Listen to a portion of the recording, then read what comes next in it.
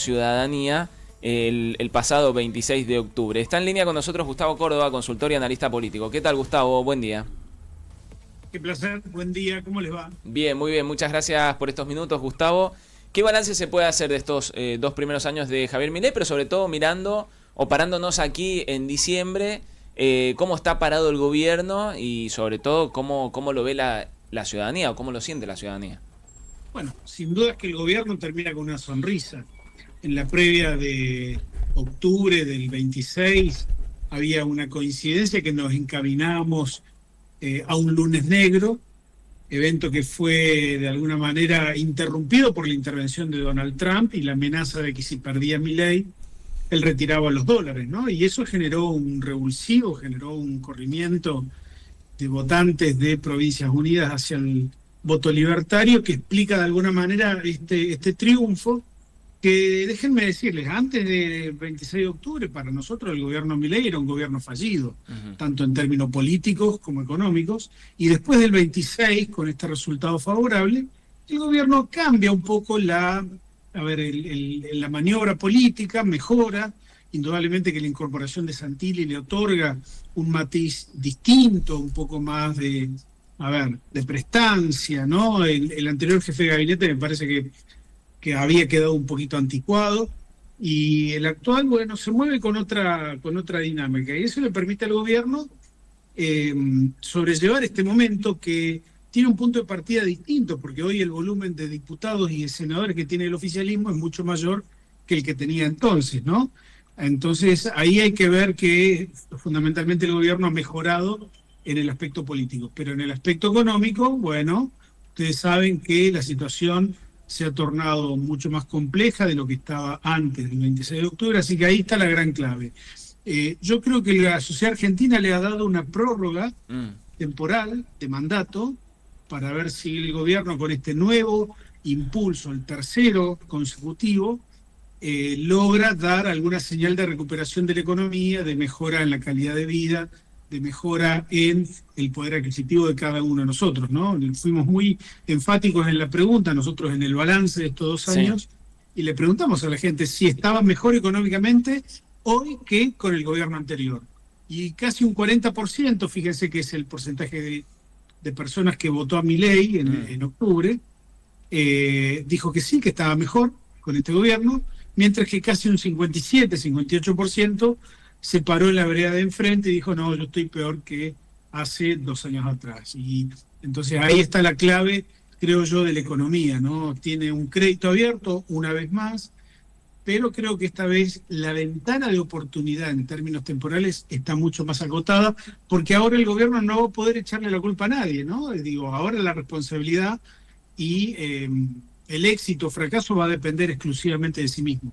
Tal cual, Gustavo, y con respecto a la oposición, que también has hecho algunas consultas, ¿no? En el informe particularmente del peronismo, si representa o no en el mapa social argentino, cómo está parado actualmente y qué futuro se le puede ver, al menos en estos 2 años, antes de las Mira, elecciones. esa pregunta la pensamos básicamente porque vemos que el electorado argentino tiene un comportamiento distinto, diferente, dependiendo la edad, ¿no es cierto?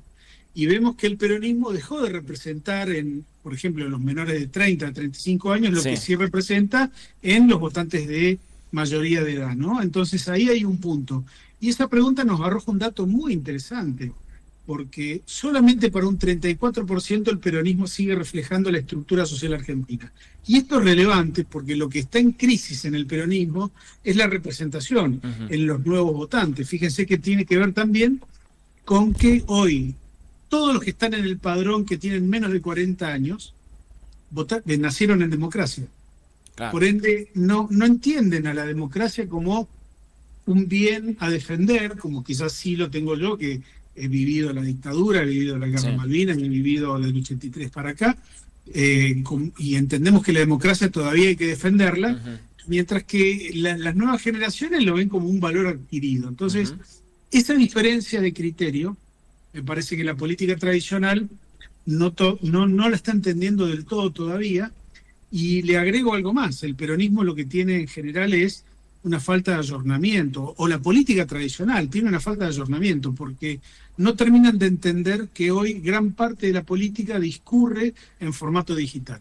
Claro. Es como que no termina de maridar la política con el algoritmo. Y esto me parece que es crítico porque los libertarios y Milei sí lo hacen, ¿no? Entonces, eso es una ventaja importante que saca el gobierno. Bien, Gustavo, queremos aprovechar, estamos hablando con Gustavo Córdoba, bueno, analista político y consultor, con respecto a un apartado que es interesante respecto a las vacunas, ¿no? Mucho se ha hablado y Mendoza ha sido noticia a nivel nacional teniendo en cuenta la situación que ha ocurrido de un gobierno provincial que ha denunciado a 10 familias Sí. Por no vacunar a sus hijos y que también eso produjo, según bueno, algunos datos aquí en la provincia de Mendoza, una oleada, una mini oleada de padres que fueron de manera espontánea a vacunar a sus hijos. Sí. De hecho, la nota de nuestra compañera Gabriela Sánchez dice que tras las 10 denuncias, 72 padres fueron a vacunar a sus hijos. Esto es un dato que comparte el Ministerio de Salud, Sí, ¿no? tras las 10 denuncias que esos padres Sí. fueron sancionados, recordemos que iban a recibir una multa y también recordemos que Mendoza aplicó desde hace varios años una estrategia de vacunación que es que vacunan a los chicos en las escuelas. En las escuelas, en las exactamente. escuelas primarias. Ujú. Bien, bueno, en base a eso estábamos haciendo un repaso, Gustavo, y queríamos preguntarte a vos con respecto a este apartado en el cual ustedes se meten de lleno, ¿no? En el módulo vacunas y salen a preguntarle a la gente, ¿no? Con respecto a la vacunación obligatoria. Bueno, ¿qué es lo que pueden sacar del informe?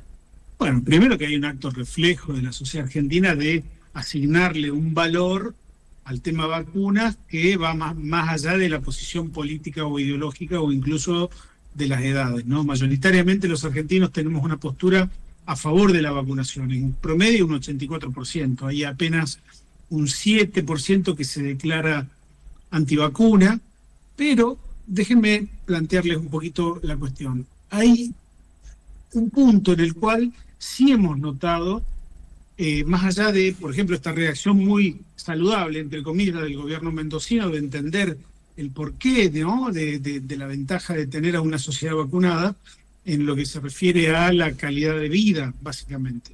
Ahora, en el segmento de los votantes de Milei y en el segmento de los menores de 30 años es allí en donde vemos que quizás el impacto de una postura antivacuna, de una postura de sospechar respecto de si hay que estar vacunado o no, es con donde se ve que se hace carne, ¿no? Esta postura. Y ahí es donde creo hay que empezar a trabajar, porque ahí hay prejuicio, ahí hay desinformación, ahí hay mucha fake news, y hay una posición ideológica. Estamos hablando de un gobierno como el de Milei, que no es muy claro al respecto, sino que a veces, como lo hizo hace pocos días atrás, apoyó un evento antivacuna en el Congreso de la Nación, en la Cámara de Diputados. Entonces, hay que ser claros al respecto, ¿no?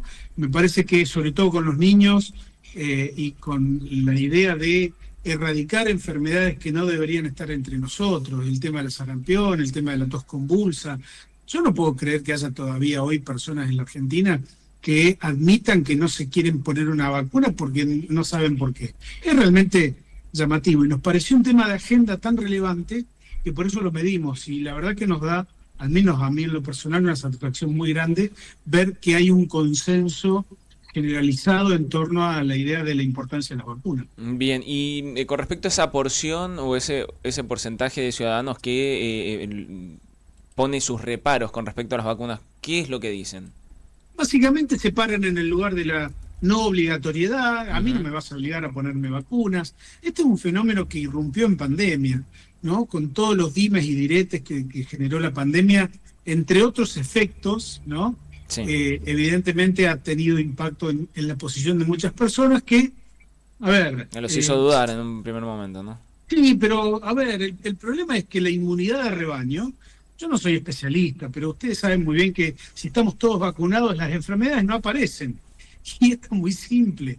Entonces, digo, ahí hay un punto en el cual los estados, y creo que Mendoza en este sentido me parece sumamente interesante, ha aplicado sanciones, ¿no? A los padres que no vacunan a sus hijos. Esto me parece que es muy relevante, porque vos no podés dejar librado a que una persona te diga que le parece o que sospecha la vacuna y que por eso no le aplica el calendario de vacunas obligatorio a su hijo. De hecho, Gustavo, en el artículo de MDZ indicamos que, lo firma Gabriela Sánchez, nuestra compañera, que para alcanzar la inmunidad de rebaño se requiere un piso del 95% de cobertura, y la semana pasada el ministro de Salud, Rodolfo Montero, le confirmó a MDZ que el 80% ya es una emergencia y que las tasas de vacunación en Mendoza alcanzan entre el 80 y el 85%. Sí, sin duda, mira, es un muy buen dato el que me das. Para darle cifras a su comentario. Igual forma por encima del promedio. Exacto, por encima del promedio del país, que es entre el 75 y el 80.